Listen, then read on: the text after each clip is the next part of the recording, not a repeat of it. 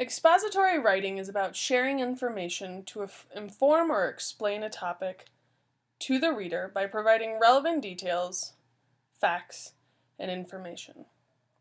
Through expository writing, you, the author, make observations about the topic, show them to your reader, and by doing so, you help to illuminate the topic for him or her. If you are successful, your reader will walk away from your writing better informed or with a deeper understanding of the topic. And if you do a really good job, your reader's interest may even be piqued enough to explore the topic further. The topics in expository writing are nearly endless. There are 4 kinds of expository essay prompts that appear often. They are definition, cause-effect, process, and opposing idea essays. Definition essays provides a full explanation of a term or idea. It can also include an explanation of what a term or idea is not. The cause-effect essay explains the relationship between 2 or more events. It may identify an event and explore the possible effects of it, or it may look at something that has happened and try to explain its causes. A process essay provides a description of how something works, or an explanation of how to do something. It can take the form of detailed instructions or a chronological accounting of events. Opposing idea essay explains 2 or more sides of an issue. The goal is not to argue for one side or the other, but to fairly present all of the points of view about a topic. It is useful for informing someone about a controversy, so they can better understand why the opposing sides disagree. Now we will look at the basic organization of an expository essay.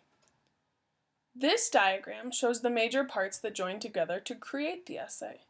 These parts are true regardless of what type of essay that you will write. The triangle at the top represents the beginning, or introduction. It will open with your hook and end with your thesis, represented by this shining golden star. It's a star because the thesis is the star of the show. It is the single most important sentence in the entire essay, because everything else in the essay is there to serve that sentence. The 4 rectangles in the middle represent the body of the essay. That is where you support your thesis with evidence. You can use a variety of supporting paragraphs to do this, and depending on the length of the essay you are writing, they will be usually around 3 to 4. The triangle at the bottom is the end or conclusion. That is where you remind your reader what the point of the whole essay has been and explain why it matters. Think of this organization like a machine. All parts of it are working together for a goal. The hook smoothly introduces your thesis, the body of your essay supports your thesis, and the conclusion restates your thesis and extends it a step further to provoke thought or show how that idea can be applied in real life. Let's now look at the individual parts of the organization. The introduction paragraph can be split into 3 parts. The first part, again, is the hook. We mentioned it earlier. All that means is that the first sentence of the essay should engage the reader, grab their attention, and introduce the subject in an interesting way. Students often think the best way to do this is to ask a question at the beginning of the essay, but that's overused, and I really recommend you do something else. I highly recommend you use a strong statement or a surprising fact. After you've engaged the reader with a good opening sentence, you want to give some background information. That just means any information that is essential for the reader to have in order to understand the main idea or to understand the topic. So it could be context, like where and when. It could be a brief history of the topic. It could be an explanation of why the topic is controversial to begin with, or why it is important. Once you've given the background information, it's time to give your thesis, which again is the single most important sentence of your entire essay. It is always the last sentence of the introductory paragraph, and it is the main idea. Let's talk about theses real quick. There are 2 main types of essays that people write. Argument essays, they persuade the reader to agree with the opinion of the writer, and expository essays. These inform the reader about a subject. Argument essays contain a thesis, which is an opinion that will be supported with evidence. An expository essay uses a topic sentence, which we also call a thesis, but it is simply a factual topic about which you'll be explaining in your essay. Yes, these two types of theses are very different, but they have the same name and are referred to with the same word, thesis.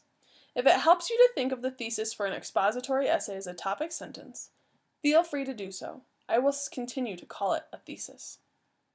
So, after you've introduced your thesis, the explanation of the factual topic you will be writing about, you are ready to move into the body paragraph. Body paragraphs are paragraphs meant to support the thesis with development, such as explanations, evidence from sources, expert opinions on the topics, details and examples that support those opinions, and other ideas, depending on the length of the essay you are writing. After you've written a strong series of body paragraphs, it's time to write your concluding paragraph. In the conclusion, you will remind the reader of the topic you are writing on. You will paraphrase your thesis.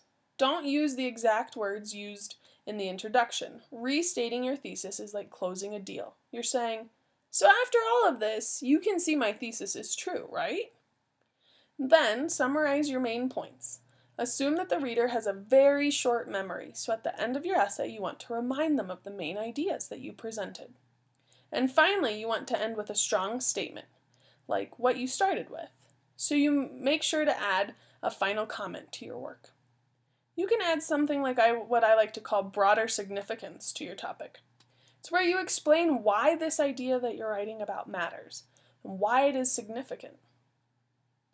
Take your conclusion one step further and answer the question, yeah, so? You broaden your perspective to show the bigger picture. Another way to end is by giving a call to action. Tell your reader directly what he or she should do with all the new information you've given him or her. You're telling your reader what he or she could do or what action they could take. And there you have it, the basic structure of the expository essay.